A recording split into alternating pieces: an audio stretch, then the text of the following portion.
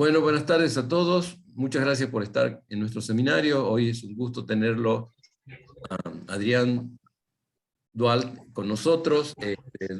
Adrián completó su PhD en Geografía Económica en la Universidad de Sussex en el Reino Unido y fue becario postdoctoral de Estudios Energéticos en México y en el Centro de Estudios Energéticos del Instituto Baker de Rice University en Texas. También es profesor asociado de la Universidad de las Américas en Puebla, donde su docencia se centra en la geografía económica, estrategia empresarial y temas energéticos en América del Norte. Su investigación principal está relacionada con la dinámica energética en América del Norte, desarrollo del gas de esquisto, o sea, el shale, en Estados Unidos y la reforma energética de México, y su efecto en la cadena de valor de la petroquímica, productividad agrícola y la dependencia alimentaria en México. Bueno, es un gusto tenerlo de nuevo con nosotros, Adrián, y bueno, le doy la palabra, y gracias a todos por estar acá. Gracias, Salvador. Creo que te mandé la reseña que no está actualizada, ¿no? Ya no soy profesor de la Universidad de las Américas Puebla. De hecho, desde el 2017 que me fui al postdoctorado a Rice. Y bueno, sí, estuve en Rice, en el Instituto Baker, como investigador postdoctorante. Y pues la idea era enfocarme a la industria del gas natural, ¿no? Como parte fundamental de mi agenda de investigación, pero tratándose de un think tank, te sientes obligado, motivado a escribir un poquito de todo, ¿no? Y es entonces que he escrito no solamente sobre gas natural, ¿no? Y el desarrollo de la industria en México y en Estados Unidos, pero también sobre petroquímica, la apertura gasolinera, etcétera, ¿no? Un tema bien fascinante, que de hecho hablé sobre ello la vez pasada, es el desarrollo de la industria de los fertilizantes, cuán importante es dicha actividad para la seguridad alimentaria, y bueno, es como el vínculo entre energía y seguridad alimentaria. Y bueno, hoy vamos a hablar sobre el gas natural en México y cuál es la relación que mantiene el país con Texas.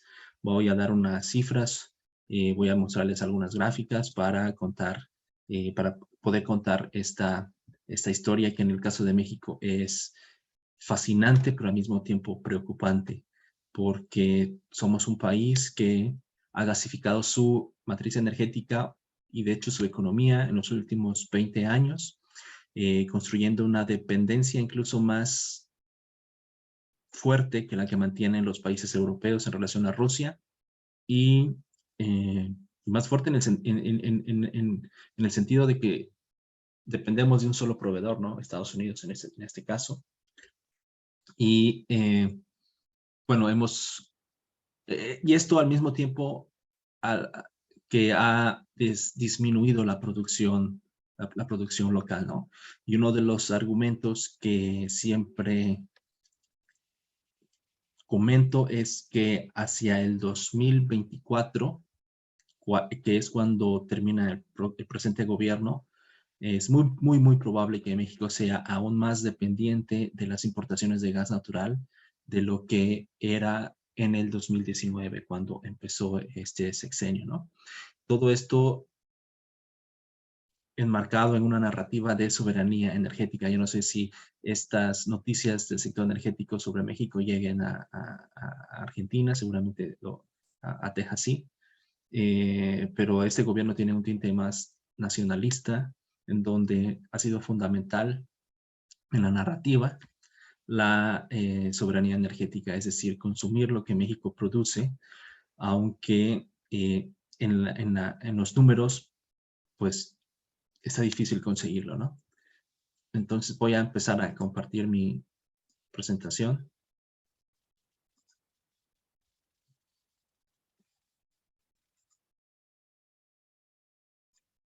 Y yo en este momento no veo a nadie, ¿no? Pero si alguien quiere interrumpirme para hacer una pregunta, por favor, háganlo, ¿no?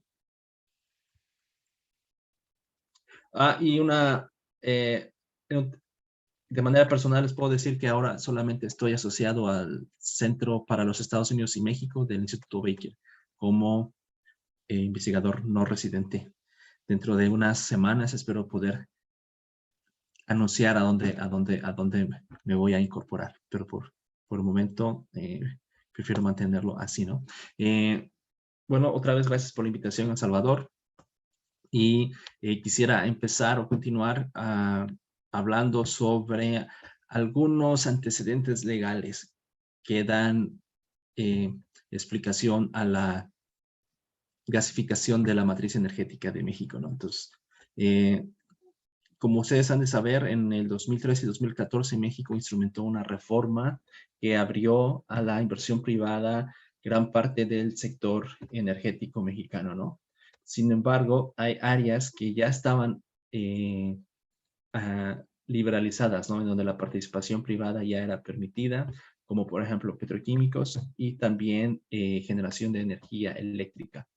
Y bueno, aquí les voy a describir brevemente lo que implicaron las reformas, la primera serie de reformas o la primera generación de reformas energéticas en México en la década de los 90, ¿no? En 92, pues se reforma la ley del Servicio Público de Energía, lo que implica que el sector privado construya, opere y tenga en propiedad plantas de generación de energía eléctrica en diferentes modalidades. Es decir, se abre la generación a la participación privada desde 1992. Sin embargo, esta decisión no fue tan atractiva porque había empresas que consideraban que había que también liberalizar el sector del gas natural. Y bueno, una decisión también que fue orientada en ese sentido fue la creación de la Comisión Reguladora de Energía, que en aquel entonces tenía no tenía facultades regulatorias, simplemente era un órgano de consulta técnica de la Secretaría de Energía. En el 95 se hacen cambios a la ley reglamentaria del artículo 27, la cual permite participación de empresas privadas en el transporte, almacenamiento y distribución de gas natural, así como la construcción y operación de gasoductos.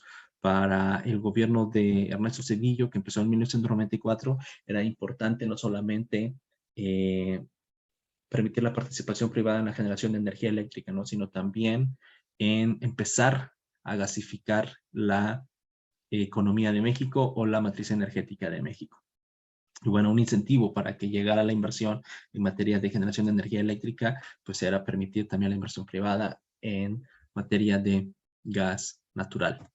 Y bueno, después en 1995, finalmente se le adjudican facultades regulatorias sobre el sector eléctrico y el gas natural a la Comisión Reguladora de Energía.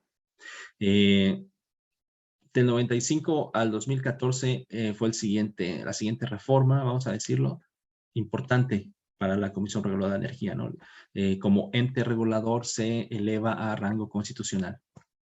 Y bueno, todo esto no solamente tenía la intención de invitar o incentivar al sector privado para que participara en estos sectores, la generación de energía eléctrica y el transporte y construcción de gasoductos.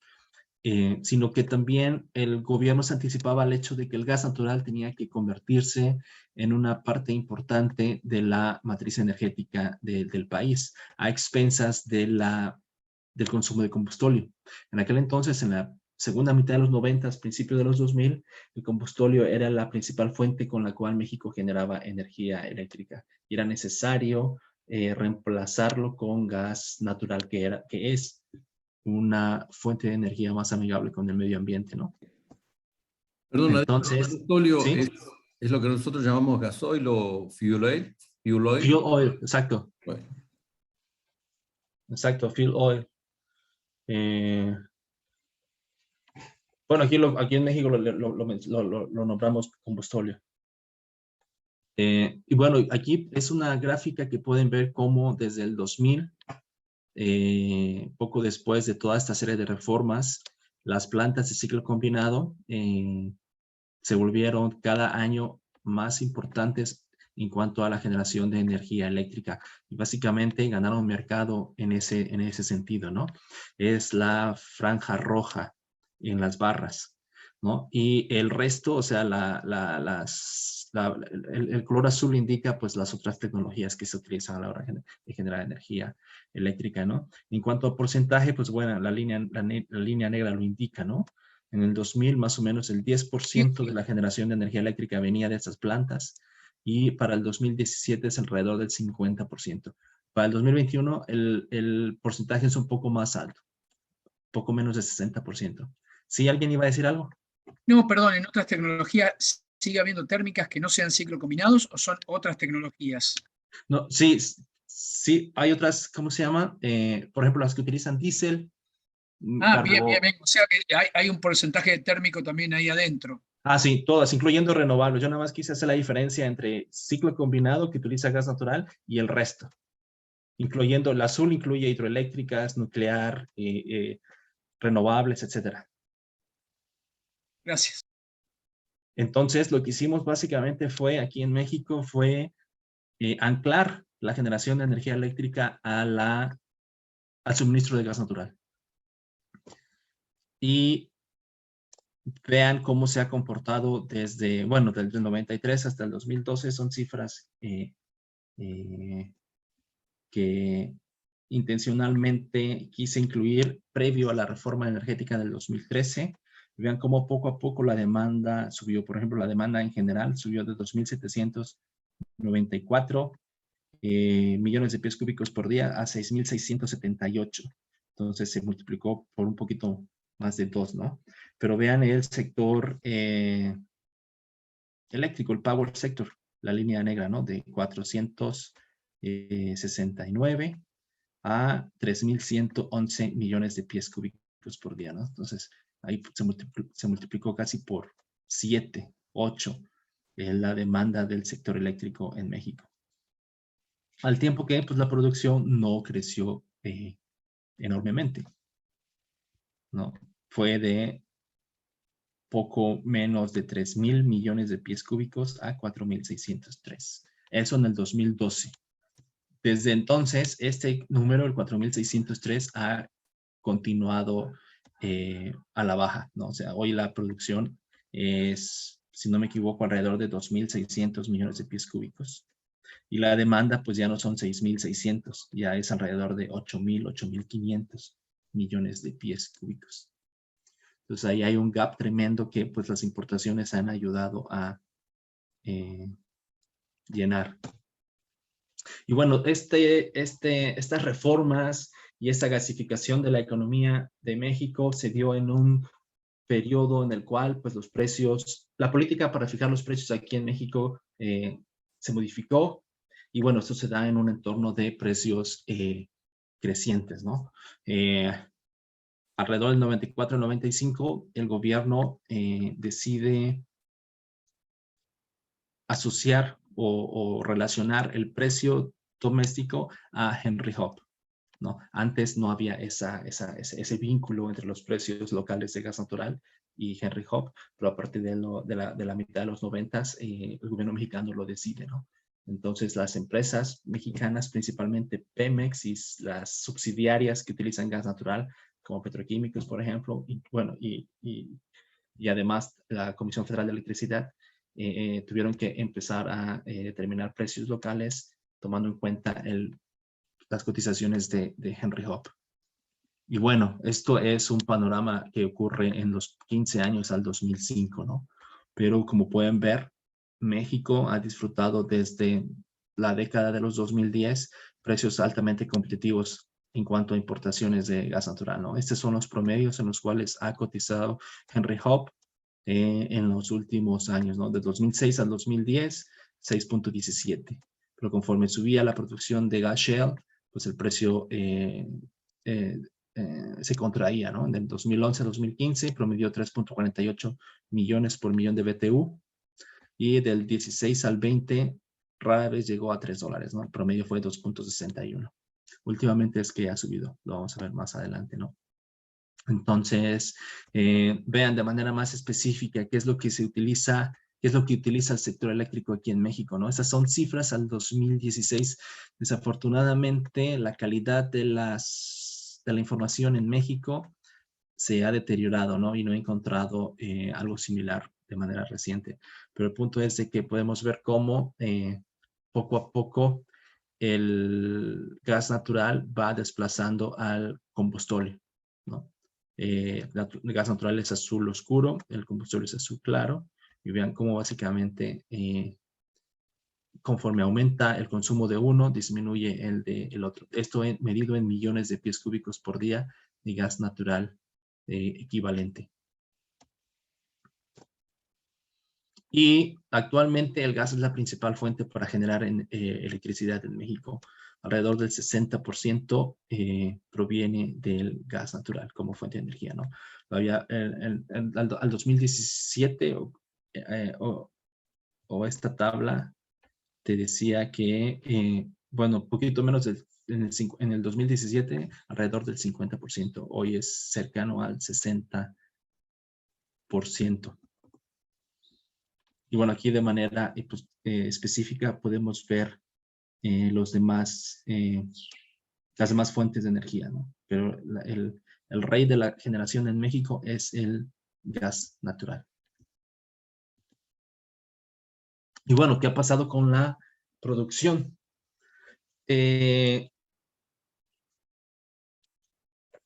Para muchos observadores del sector energético, el gas natural es uno de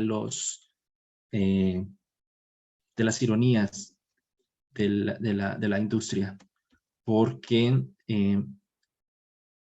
no importa el grupo político que esté en el poder, pareciera que la intención es maximizar la renta petrolera, ¿no? Maximizar la producción a modo de poder financiar el gasto público. Ha habido años en los 2000 y 2010 que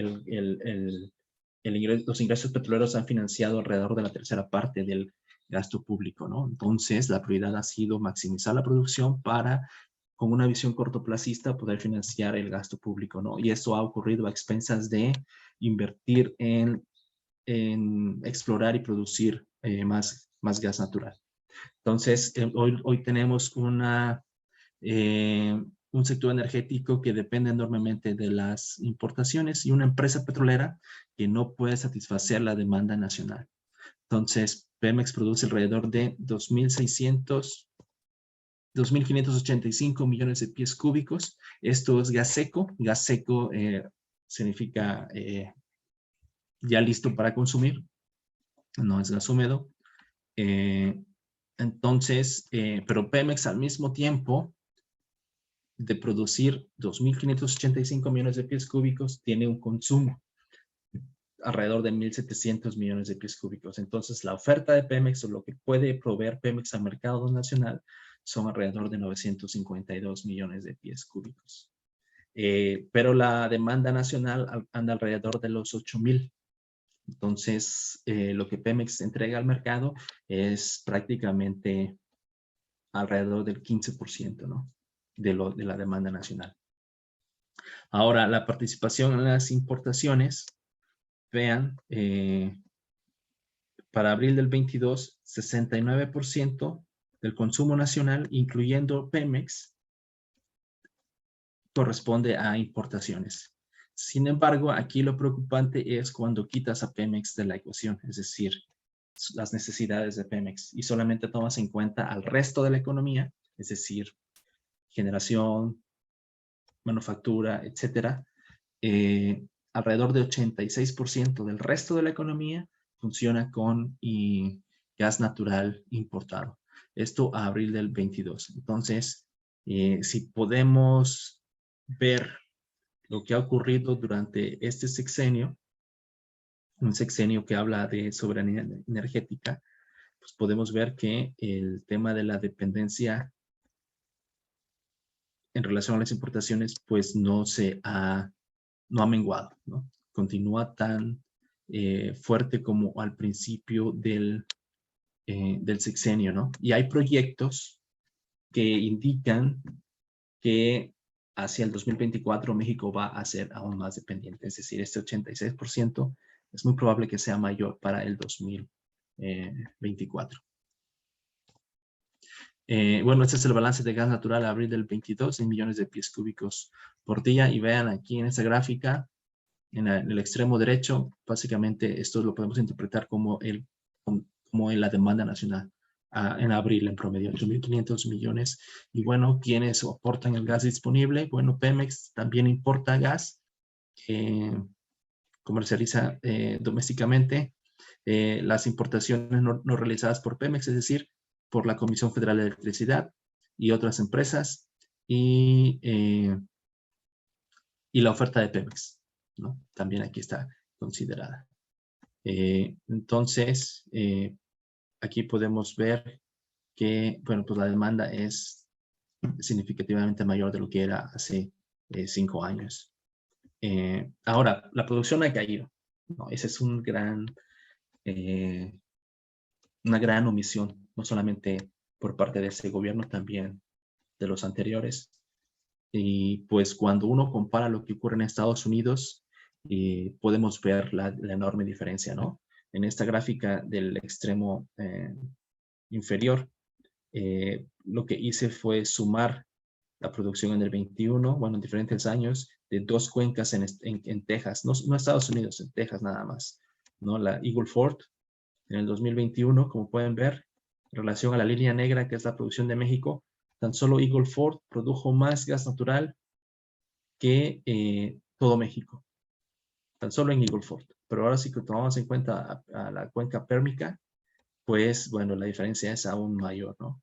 La cuenca pérmica produjo alrededor de 16 billones de pies cúbicos, mientras que México, pues, 2.5 alrededor de eso.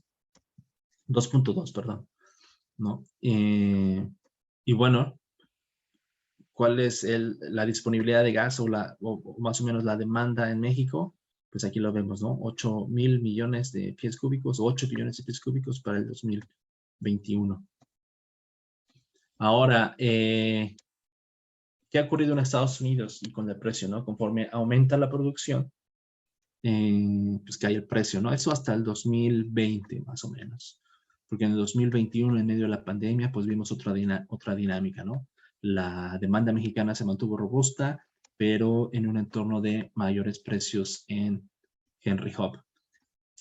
Ahora, ¿cuáles son los incentivos para que México construya este grado de dependencia en relación a Estados Unidos? Pues no solamente tiene que ver con una mayor o una abundante disponibilidad de gas natural a un precio extremadamente competitivo, también la proximidad geográfica, ¿no? La proximidad geográfica es un elemento importante a la hora de tratar de explicar esta dependencia. Y como podemos ver, los precios han sido atractivos. En el 2019, $2.56 por millón de BTU, ese fue el promedio. 2.03 en el 20 y 3.89 en el 21. En lo que va del 22, como pueden ver aquí, el precio en dólares ha oscilado entre 4.6 en enero y 8.8 en agosto, ¿no? Medido mensualmente, ese es el último número que tenemos y es competitivo en relación a lo que ocurre en otras partes del mundo. Y bueno, solamente como para poner en contexto, la producción de México es alrededor, en el 2021 fue 2.3 billones de pies cúbicos por día. En Eagle Ford y Permian, alrededor de 16, pero en todo Estados Unidos fue de alrededor 91 billones de pies cúbicos por día, ¿no? Entonces México produce una fracción, no solamente de lo que consume, pero también una fracción aún más pequeña de lo que produce Estados Unidos. Y bueno, aquí yo quisiera hacer un paréntesis para mostrarles las diferencias de precios entre una región y otra. Entonces, me voy a quedar aquí en la diapositiva 9.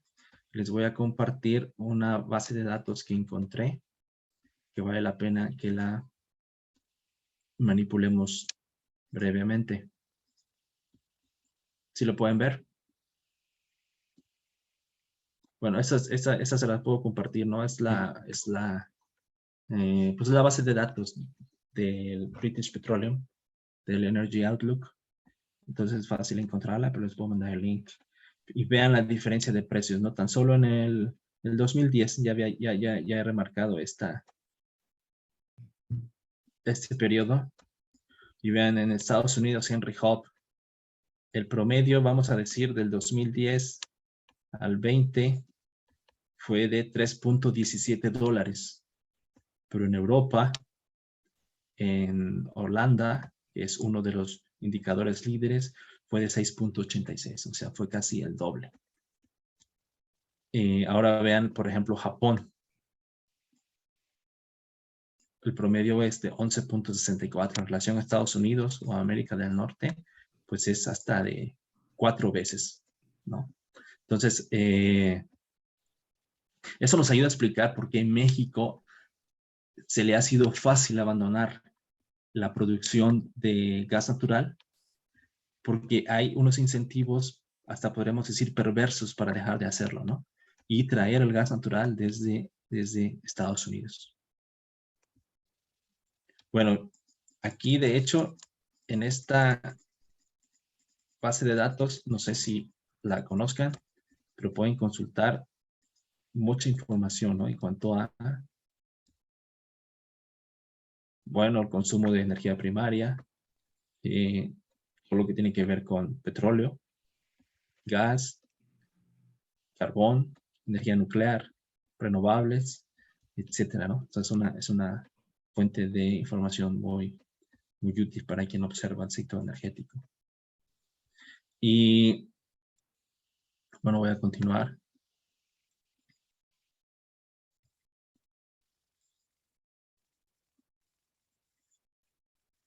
Entonces, ¿qué hizo México? Esto brevemente lo había comentado anteriormente en la pasada plática. Pues México principalmente a partir del 2013 es que desarrolla e instrumenta una estrategia o políticas públicas para poder aumentar la capacidad de transporte de gas natural a lo largo de la frontera. Con las reformas que ocurrieron en los 90s, la inversión no llegó del modo que esperaba el gobierno. El sector privado realmente no invirtió lo que esperaba el gobierno en gasoductos, principalmente, ¿no? En almacenamiento. Entonces, había que otorgar pues más incentivos. Entonces, por eso ocurre la reforma del 2013 a 2014 hasta cierto punto para poder darle una mayor certeza e incentivos al sector privado para que pudiera invertir en el sector energético, ¿no? Y mucho de lo que se invirtió o mucho de lo que se construyó desde el 2013 está anclado a la demanda de la Comisión Federal de Electricidad para alimentar las plantas de ciclo combinado de la Comisión Federal de Electricidad. Lo que hizo el gobierno fue invitar al sector privado a que construyera gasoductos, ¿no? Para ello teníamos que incrementar la capacidad a lo largo de la frontera. Y vean estos números, ¿no? Existían alrededor de 16 conexiones, pero hasta cierto punto pequeñas, ¿no? En capacidad. Podrían transportar 2.76 billones de pies cúbicos por día, ¿no? Entre el 2012 y el 2019 se pusieron en marcha 8 conexiones adicionales y incluso más podría, porque yo veo aquí una que va del sur de Texas hasta Tuxpan. Entonces, estas conexiones adicionales pueden transportar alrededor de 9 billones de pies cúbicos por día, ¿no? Entonces, hoy en día, México podría importar alrededor de, bueno, la capacidad de transporte en la frontera es de casi 12 billones de pies cúbicos por día, ¿no? Y pues no, la demanda, como recuerdan, anda entre 8.5 billones de pies cúbicos. Eso es suficiente para, de hecho, importar todo lo que el país consume. Y bueno, al interior del territorio nacional lo que se hizo fue pues construir más gasoductos, ¿no? Muchos de estos están a punto de concluir, algunos como el 27 o el 25, aquí lo vemos, el Tuxpan-Tula y Tula-Villa de Reyes. También, si no me equivoco, el Oro-Mazatlán han enfrentado oposición por parte de comunidades. Entonces, conforme se reforma el sector energético en México en el 13 y 14. Con ello se viene un aumento en el número de proyectos de infraestructura en materia de energía. Y bueno, una consecuencia también ha sido que aumentaron los conflictos sociales alrededor de los proyectos de infraestructura, ¿no? Y bueno, esta red es algo que se empezó a planear y a desarrollar a raíz de la reforma del 13 y del 14 con el expresidente Peña Nieto, ¿no? Esto no implica toda la red de gasoductos del país, no solamente implica o solamente incluye a los nuevos proyectos, ¿no? La red en sí es mucho más extensa, ¿no? Entonces, vean, alrededor de 11,000 kilómetros de gasoductos en el 2012. Para el 2019, pues ya se habían terminado de construir alrededor de 7,000 adicionales.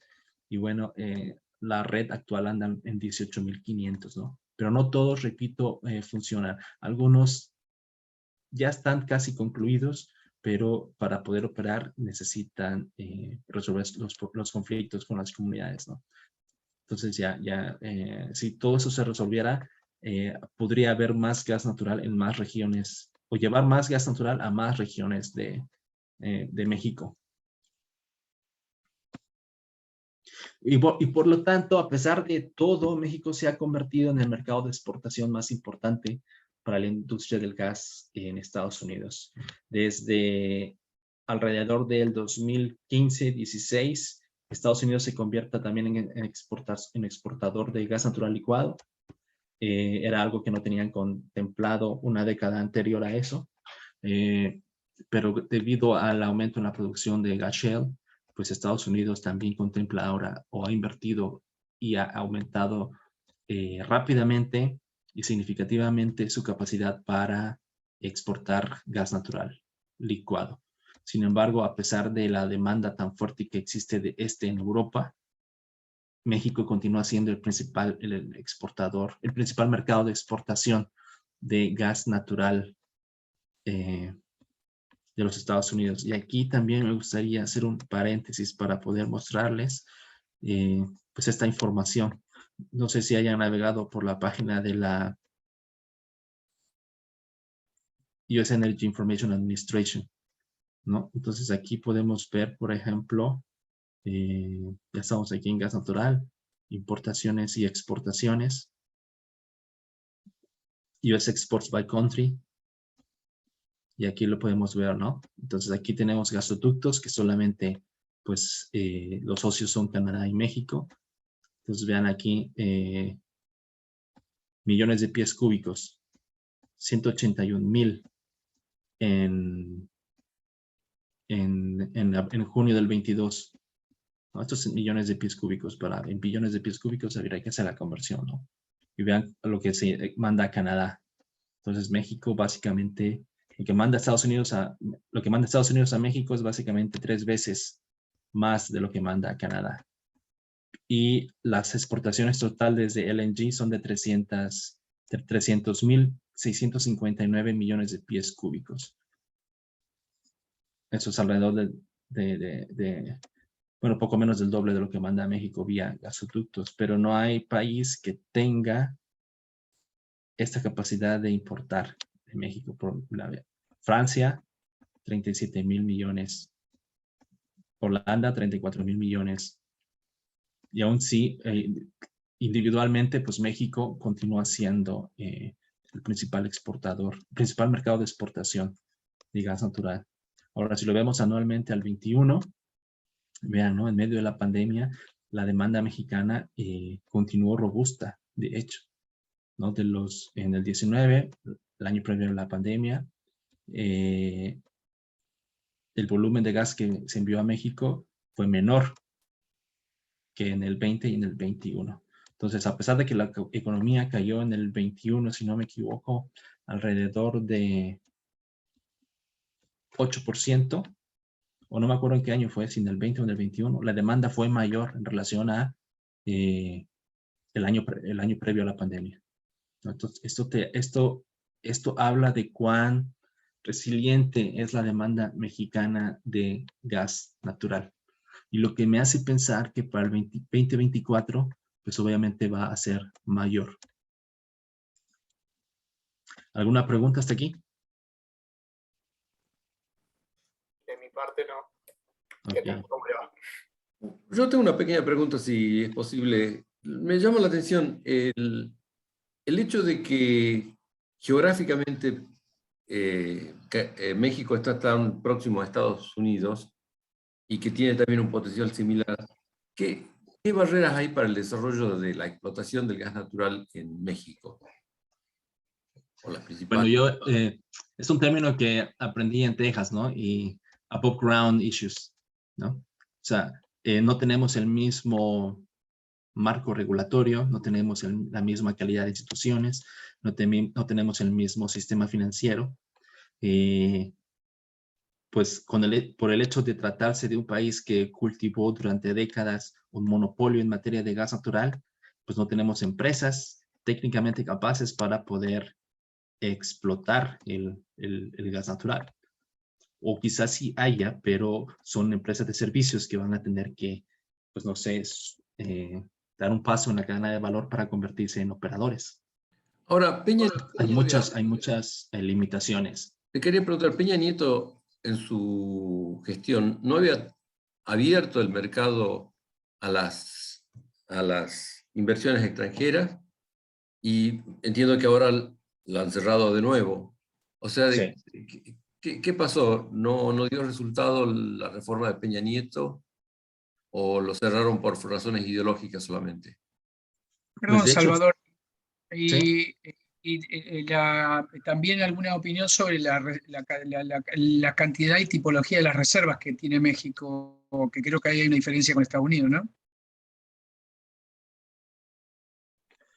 El tema de las reservas, sí, es un número que no tengo presente, pero sí son significativas, ¿no? Y es que mucha gente se le ha olvidado o ha dejado de ser un tema de discusión entre quienes estudiamos o observamos el sector energético, porque lo que ha hecho este gobierno es dejar de implementar la reforma del sexenio anterior.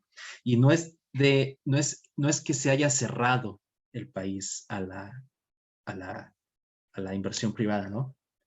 Legalmente el sector está abierto, pero ocurre a la velocidad que el gobierno en turno decida.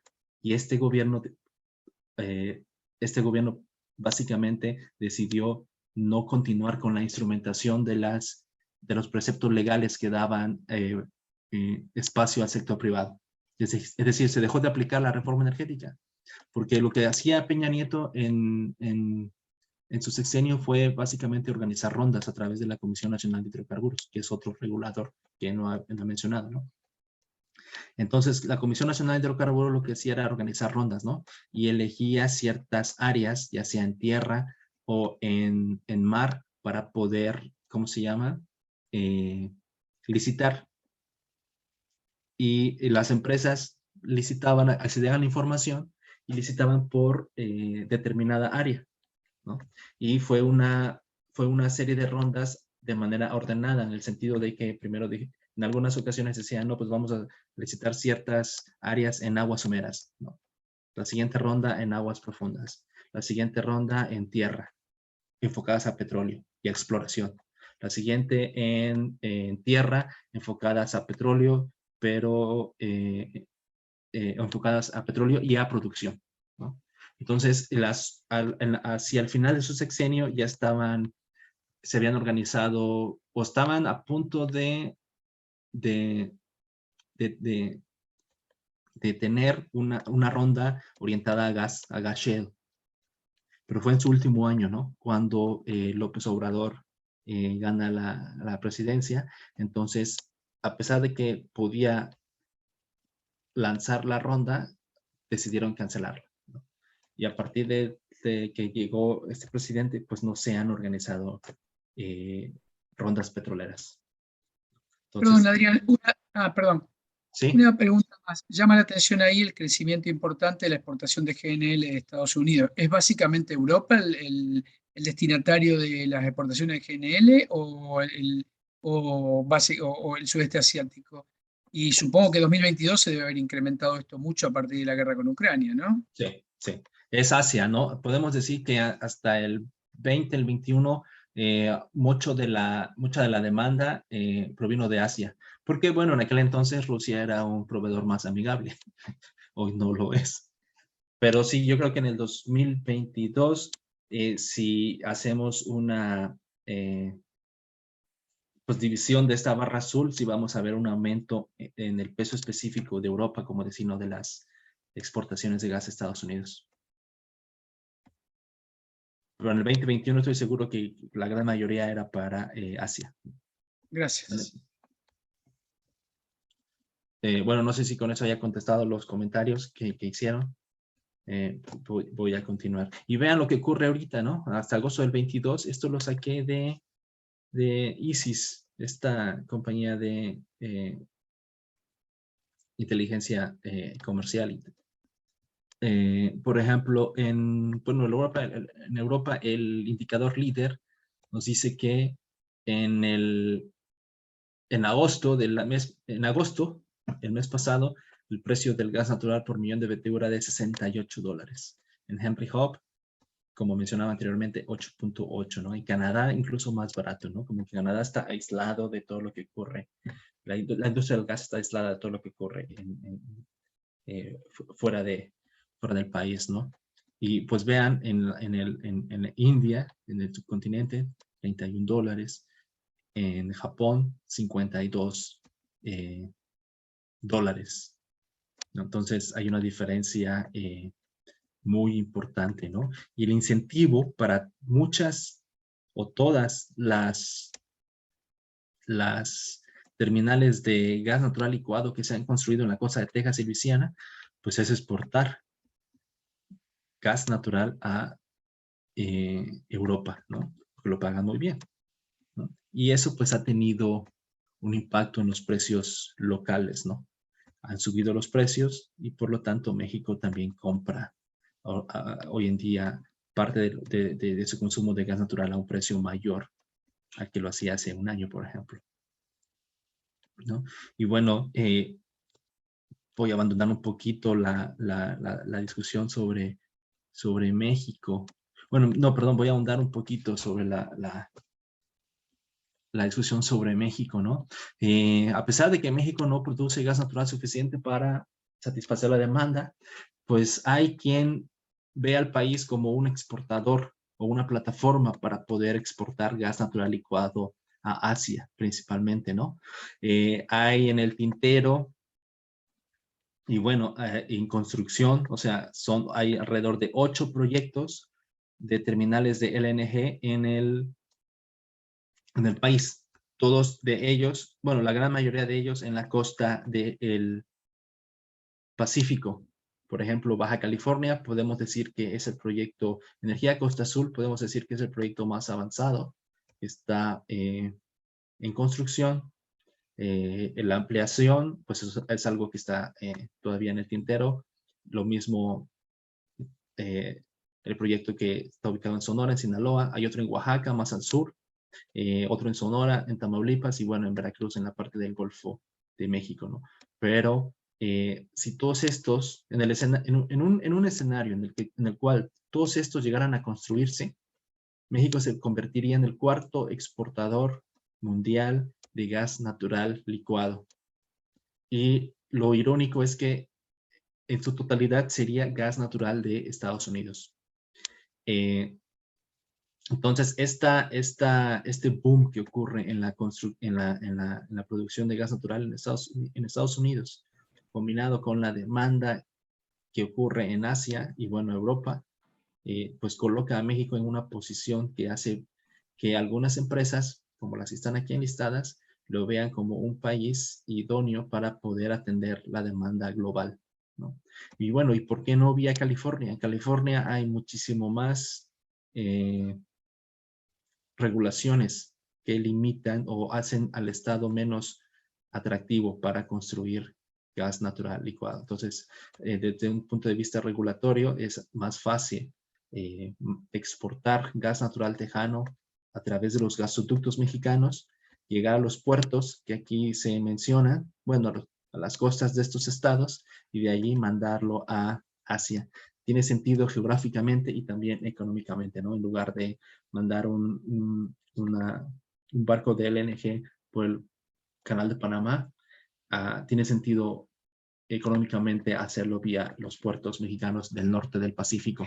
Y bueno, lo interesante de esto es que harían que México se volviera incluso un exportador más importante que la misma Rusia, ¿no? Solamente detrás de Estados Unidos, Australia y Qatar. Bueno, eso en un escenario donde todos estos proyectos que están en diferentes fases se materialicen. Por ejemplo, Amigo LNG, pues ya tiene permisos de exportación y cierta, ¿cómo se llama? Tramitología avanzada en México, ¿no? Entonces, no todos están avanzando a la misma velocidad. Y bueno,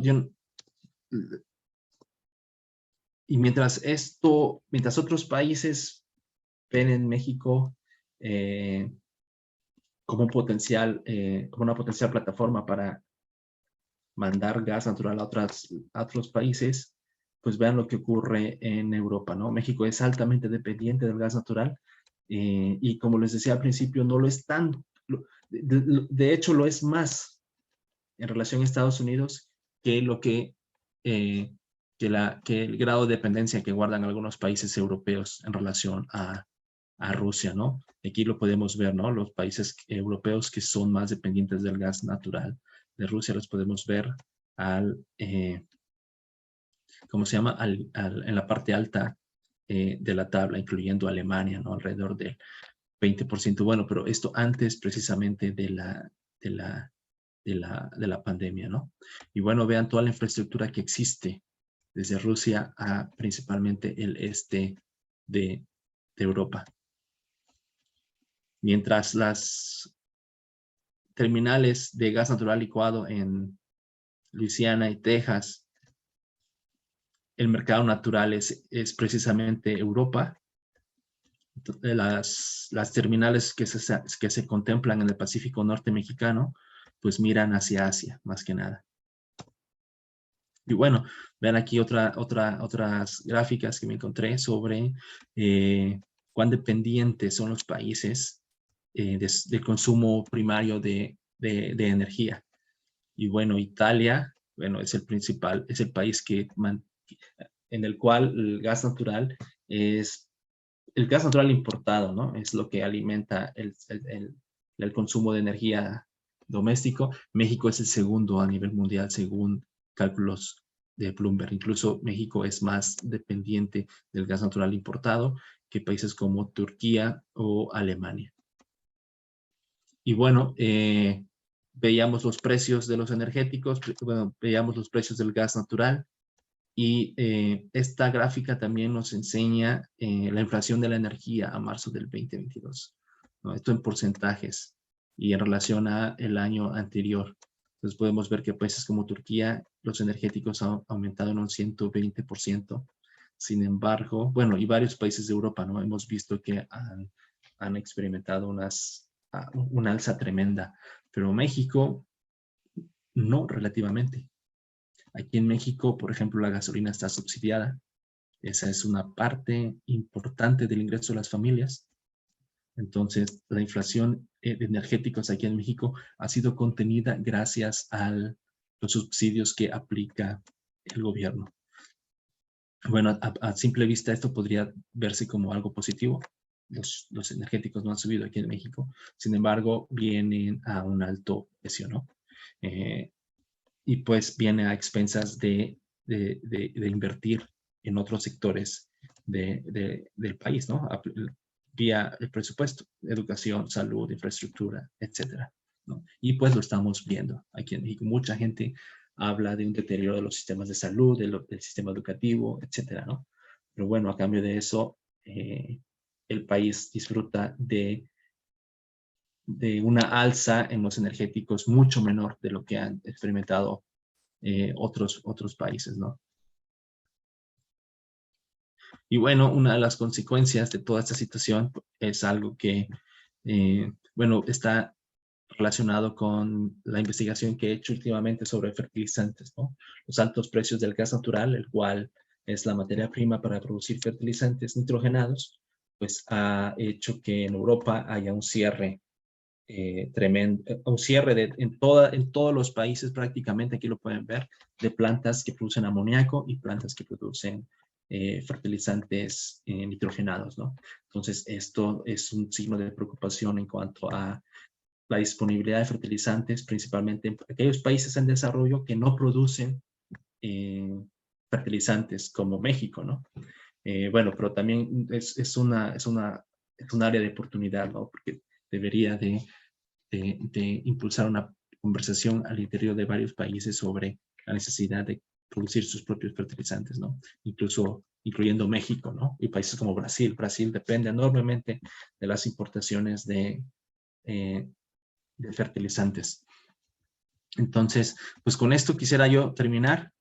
No sé si haya algún tema que quisieran que abordara más de los que he platicado o si tienen alguna pregunta en Bueno, específico. primero que nada, le pido que abramos los micrófonos y le damos un aplauso a Adrián por la linda charla.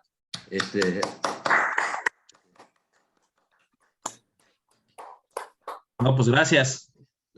Y bueno, abrimos para preguntas. Levante la mano directamente y como quieran hacer una pregunta. Allá creo que en el aula ¿alguien levantó la mano? No sé O si... iba a cerrar la ventana. O está cerrando la ventana. Estaba cerrando la ventana. Bueno. Acá hay ya no, bueno, también bajó la mano. Bueno, mientras ellos van pensando, yo tenía una pequeña pregunta, ¿no? Respecto al tema de los fertilizantes, que es un tema que también claramente desde la última charla que diste, el problema no hizo más que agravarse, ¿no? En ese sentido, ¿cuál es la situación de México en cuanto a fertilizantes? ¿Cómo se abastece y qué planes hay para la producción de fertilizantes en México? Que tienen relativamente gas barato, por lo que veo, porque Sí, en realidad ustedes no tienen problema que tiene Europa. no. Bueno, es como un arma de doble filo, ¿no? Lo que acabas de mencionar. Pero en el tema de los fertilizantes, en los últimos meses había habido como una especie de respiro, ¿no? Los precios habían ligeramente empezado a disminuir, los de todos los fertilizantes. Yo creo que ahora con la relación entre Rusia y Europa tomando otros tintes más confrontativos, los precios del gas han empezado a subir otra vez, ¿no?